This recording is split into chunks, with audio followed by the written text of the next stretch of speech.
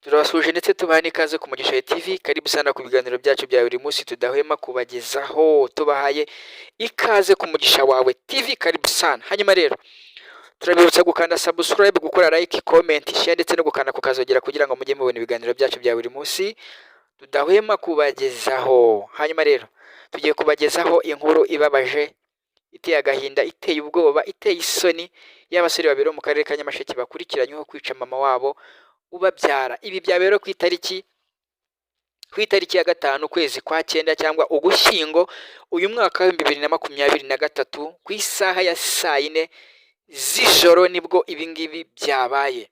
Abasore rero mu karere ka Nyamasheke mu murenge wa Kanjongo mu kagari ka Saso bakurikiranyweho kwica mama wabo ubabyara. Ubu rero bamaze gutabwa muri yombi n'urwego rushinzwe iperereza twita RIB, bamaze gutabwa muri yombi kugira ngo bakurikiranyweho iki cyaha cyo kwica mama wabo. Ibi rero byabaye ku itariki ya 5 nk'uko twabibabwiye ku isaha ya saa 4 muri uyu mwaka turimo.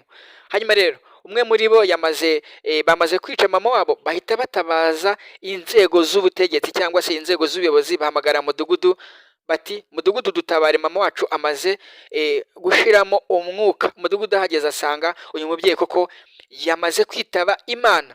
Karumuna kabo kahise kabanyomoza kagira kati mama wanjye yari muzima kuko twavuye ku meza, mama wanjye ari muzima, bityo rero tumaze kuva ku meza tumaze kurya, bakuru banjye batangira gusaba mama ubutaka bwo kubakaho. Mama babwira ko bidashoboka, bahita bafata ikiziriko baramuniga baramwica.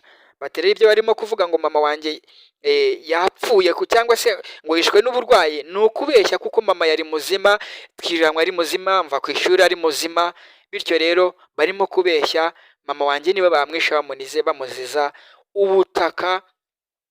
Mama yari muzima, nta kindi kibazo cy'ubuzima yari afite, nta kindi kibazo cy'uburwayi yari afite, ahubwo ni bakuru banjye bamwisha. Bano basore rero bahise batabwa muri yombi n'urwego rushinzwe iperereza cyangwa se rushinzwe gukurikirana ibyaha bita RIB.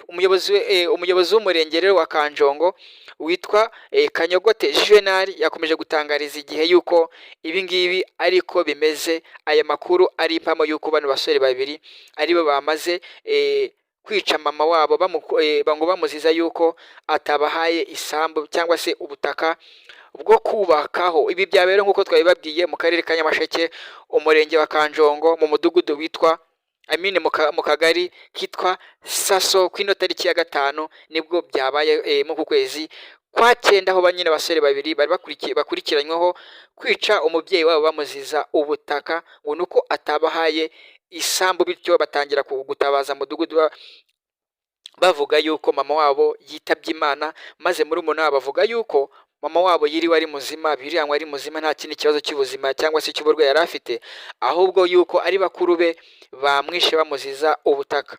Yagize ati mama wanjye twiranywe ari muzima, nta kindi kibazo cy'uburwayi yari afite, ahubwo twamaze kurya mu masaha ya saa 4 z'ijoro, bakuru banjye batangira gusaba mama ubutaka bwo kubakaho. Mama babwira yuko bidashoboka.